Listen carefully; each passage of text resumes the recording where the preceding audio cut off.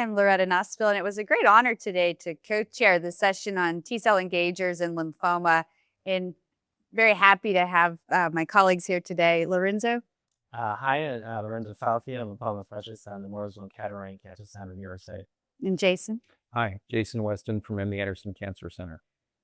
So Lorenzo, I'm going to start with you. So you kicked off our session talking about frontline approach in follicular lymphoma, particularly focusing on mosunetuzumab, which is CD3, CD20 bispecific antibody. So where are we currently with the treatment landscape, and how do these studies that you sort of highlighted potentially going to change that? Yeah, we are at a very exciting time. We're at a moment where when I sit, in the room across all my patients, I can tell them that we're on the brink of a new era where we have transformative drugs that are truly chemotherapy-free, that can have the same potential as chemotherapy, potentially. And the data that I presented today, I think, really underscore the role of mosunetuzumab as a bispecific antibody targeting CD3 and CD20 in follicular lymphoma. We at MSK used it in an investigator-initiated trial as a single agent subcutaneously, and we enrolled about 80 patients, and really we saw response rates and duration of benefit at the moment that compare at least in equivalence, if not sometimes favorably, with chemoimmunotherapy or other standard of care approaches. Naturally, there's a difference between proof of concept and then evolutionarily speaking, like regulatory pathway or development of an agent. And so I think that what the landscape has moved towards, or the field has moved towards, is combination therapies. And bispecific antibodies, being immunoglobulin-like molecules, really lend themselves to a lot of combinatorial strategies, from chemotherapy to targeted agents to immunomodulatory agents. And so mosunetuzumab, for instance, has been coupled with BTK inhibitors such as zanubrutinib in our experience, but also lenalidomide in the initial sponsored trial that then engendered the currently ongoing phase 3 randomized trial of mosun-len versus standard of care chemotherapy. And that is only the first of a series of randomized controlled trials that are testing chemo-free immunotherapy-based approaches or bispecific-based approaches to standard of care chemoimmunotherapy. There are 4 of those trials, very large, designed to establish superiority. So if one or more of those trials is positive, that may very well shift the landscape. Jason, you talked about sort of where we've come just in the last few years in frontline large cell lymphoma, and then your task was really to say, are we going to have bispecifics in frontline large cell lymphoma? So walk us through the complexities there. Yeah, thanks. So it's a great time for drug development and for our patients, where we've got a lot of new agents coming into hemalignancies and specifically into frontline large B-cell lymphoma. But that problem, or that wonderful opportunity, creates a lot of problems. And that includes having too many drugs without a clear way to select which patient should get which treatment. I think that'll be a challenge for bispecific antibodies, because we're seeing glofitamab, epcoritamab, and odronextamab all have randomized phase 3 trials in the frontline setting. I think all of them have a great chance of being positive studies. But on the other side, we won't have a clear way to choose which patient should get those treatment options versus other treatment options, which are also being evaluated in phase 3 trials. And they're also partnering a really exciting new treatment, the T-cell engagers, with 1970s chemotherapy, which theoretically could be T-cell suppressive in a way that's actually pulling the brakes a little bit on what an optimal partner could be. So it's a great time, but we really need to start thinking for the future about what are we going to do if we have all these options in the clinic. How do we select which patient benefits most? And I think both of you highlighted the efficacy of these agents really quite compelling. How do we mitigate some of the toxicity? And so, Lorenzo, I'll start with you. In frontline follicular lymphoma, it's always a balancing act of maintaining good quality of life, because these patients are anticipated to live for decades. Is a single agent going to get us what we need? Or if we need the combination, as you suggest, to enhance that efficacy, what are the practical strategies of making sure we keep these patients safe?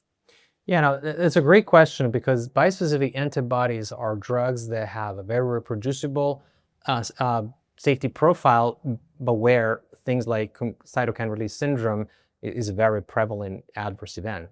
And early on, this was a scary adverse event, and the early data, the phase 1 data, particularly with glofitamab or even epcoritamab, especially when this drug were not step-up dose, there was perhaps less emphasis on prophylaxis. These CRS were really severe, meaning grade 3 and higher. In follicular lymphoma, particularly with the advent of step-up dosing, subcutaneous administration, we're now at the point where, yes, CRS is seen in about half of the patients, but it's really only grade 1. And I always remind my patients and some of my colleagues that grade 1 CRS means fever, period. Grade 1 infusion-related reaction from rituximab could not manage at home. You need a nurse to manage it. Grade 1 CRS, you can manage it at home, and none of our patients comes to the clinic. This is a key ingredient if you want to disseminate a treatment in the community where with subcutaneous administration, the chair time is very limited. CRS is, I would say, controlled, and it's a cycle 1 phenomenon. It really doesn't happen beyond that, maybe cycle 2. And then after that, really patients are on a treatment that they barely feel. The emerging adverse event related to bispecific antibodies in follicular lymphoma and beyond is related to immunosuppression. And these drugs are definitely B-cell suppressive in a way that rituximab is not.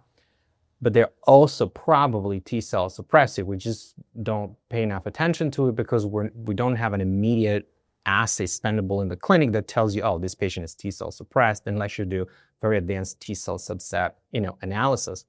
But we know that's true because these patients get opportunistic infections and whatnot. So definitely prophylaxis with, antivirals, antibacterials, sometimes immunoglobulins, depending on the level of hypogammaglobulinemia.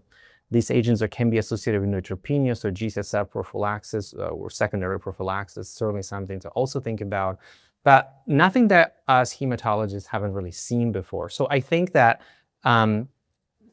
safety itself should not be scaring us more than chemotherapy or rituximab have in the past.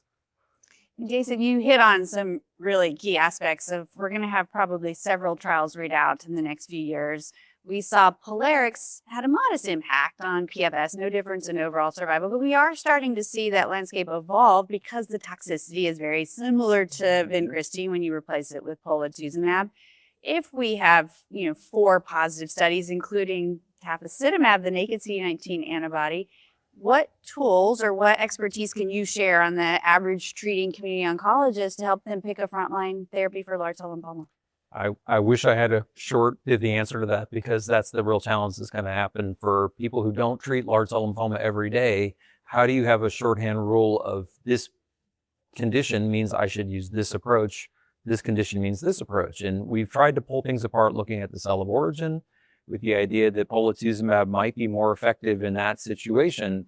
With becoming bispecific antibodies, as of yet, we don't really have a biomarker to say this patient will or will not benefit. And so I think it's going to become increasingly complicated when we have these studies that enroll all comers, really don't have a biomarker, but they use IPI as a selector. And so I think we'll be stuck with that for the time being, of those patients with the highest risk, very high LDH, very aggressive disease phenotype, will be treated with these novel approaches. But for those patients that are kind of in the middle, IPI2, IPI3, not quite as sick, it's going to be difficult for treating physicians to say, is this somebody I can just give R-CHOP to? Or is that inadequate? Do I need to use one of these targeted therapies? And if I do, which one? I think what we'll see at the ASCO meeting this summer, 2026, is that tafasitamab plus lenalidomide is going to enter the conversation as another positive frontline study when combined with R-CHOP. And that uses lenalidomide, which we know also works a little bit better in the non-GCB subtype. So even the cell of origin predictor we've used over the past few years might be more complicated. So this is a big need for our field to help treating physicians to better understand, this means I should use treatment A, this means I should use treatment C. And as of right now, we don't have answers to that. I really appreciate being able to ask both of you sort of your insights into this novel but emerging landscape. And again, I think this is just good news for patients. Absolutely.